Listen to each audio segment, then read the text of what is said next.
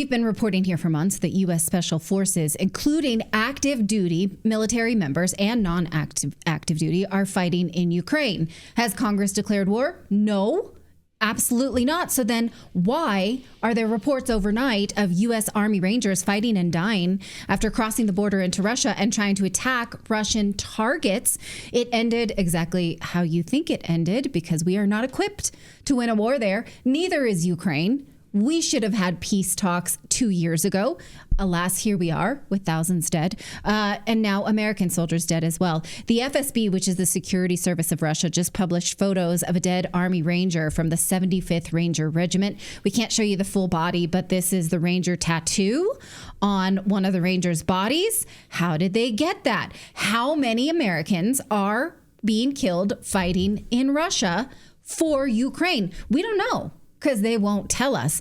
And in fact, according to RT, the FSB also showed the weapons and ammunition of these 4 fighters that were killed, American weapons, even a Canadian flag. So again, why are Americans and Canadians fighting Russians? Former CIA agent Michael Shower told us just a few weeks ago that it's well known that Americans are fighting and dying in Ukraine, but they're keeping it hidden from us. Watch. If NATO forces are operating on the ground in Ukraine, unless we're there to pay them and change their diapers, there's going to be American soldiers on the ground.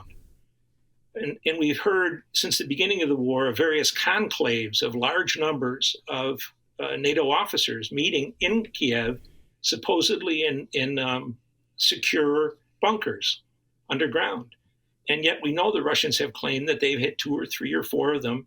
And we never get even the notice in the Western press that something was hit, let alone was anybody killed. Okay. Right. Remember when Lloyd Austin said he was going to be more transparent with us about civilian deaths and where American soldiers are dying and that kind of stuff? That was in about 2022, 2023. That was funny, right? Right. So well, funny. I mean, we know that mercenaries certainly are. Of course, we've known from the very beginning of this war that mercenaries are there from France, from the United States. We've been covering that extensively. But we also have talked about the CIA stations and, of course, the special forces that have been there and NATO forces that are there. But, of course, we won't hear any of it. And Michael Scheuer's big thing is, what are you telling the parents? Like, are the parents of these fallen soldiers? And see, Mandy right here in our chat, Mandy says, not just mercenaries. My friend's son was killed, and he was U.S. Army.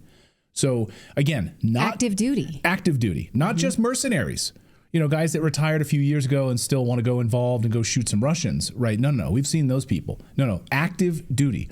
So what are these NATO? What are they telling these parents? And are these families having to sign non-disclosure agreements in order to get the pension and benefits of their fallen son?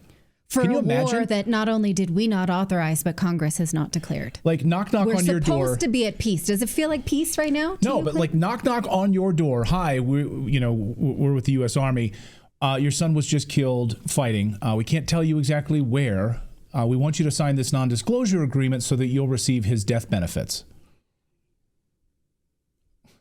We're not going to tell you where he died, though. Wink, wink. We know where he died, but we're not going to tell you. So that's exactly what's going on here, and it's deeply, deeply troubling.